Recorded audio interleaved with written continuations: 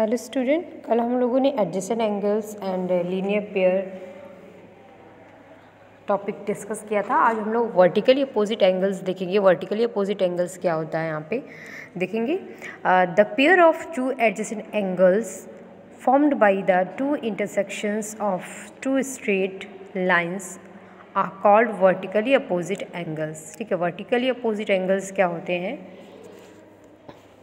The pair of non-adjacent angles formed by the intersection of two straight lines।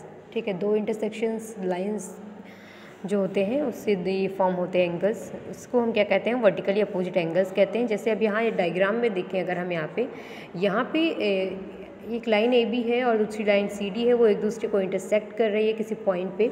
वहाँ पे जो angle A B और D है वो क्या है? एक दूसरे के वर्टिकली अपोजिट एंगल्स है।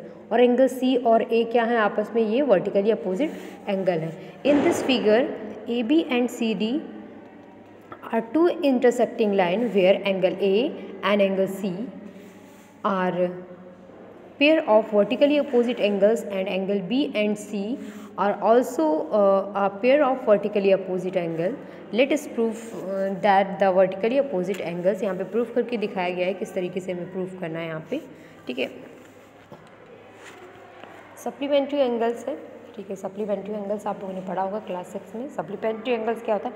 Two angles are said to be supplementary if their sum of the measure is 180। ठीक है, दो एंगल सप्लीमेंट्री एंगल तब होते हैं जब उनके जो सम होता है, ठीक है, सम होता है वो कितना होता है? 180 होता है। ठीक है, two angles are said to be supplementary if the sum of their measures is 180 degree. ठीक है, एग्जाम्पल इसमें दिया हुआ है, देख लेंगे बुक में सभी लोग। नेक्स्ट है इसमें कॉम्प्लीमेंट्री एंगल क्या होता है? Two angles are said to be complementary if the sum of their measures is 90 degree. ठीक है, दो एंगल्स जो होते हैं कॉम्प्लीमेंट्री होते हैं तब जब उनका जो सम होता है वो कितना होता है? 90 डिग्री। डेफिनेशन जो है, two angles are said to be complementary if the sum of their measures in 190 degree. ठीक है, कीप इन माइंड कुछ पॉइंट्स इसमें।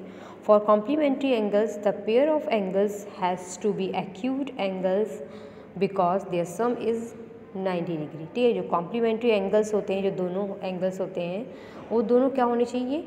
एक्यूट एंगल होने चाहिए, मतलब लेस देन 90 होने चाहिए, क्योंकि जो उनका सम होता है वो 90 डिग्री होता है, तो दोनों एंगल को एक्यूट एंगल होने चाहिए। ठीक है, सेकेंड पॉइंट में इसमें दिया हुआ है कॉम्प्लीमेंट्री एंड सप्लीमेंट्री एंगल्स में और may not B adjacent angles. ठीक है, कॉम्प्लीमेंट्री और सप्लीमेंट्री एंगल्स जो होते हैं वो एडजेसेंट एंगल्स हो भी सकते हैं, नहीं भी। तो यहाँ पे क्या दिया है? कॉम्प्लीमेंट्री एंड सप्लीमेंट्री एंगल्स में और may not be the adjacent angles. Third point है this for supplementary angles one angle have to be acute and the other will have to be an obtuse angle. Both angles may be 90 for exceptional case. कुछ exceptional case हैं जहाँ पे दोनों angles 90 हो सकते हैं। ठीक है, हो सकते हैं। मोस्टली क्या होगा? एक एक्यूट होगा और एक ऑब्ट्यूज एंगल होगा। ठीक है, उसके बाद में इसमें इसको सॉल्व एग्जाम्पल दे रखे हैं।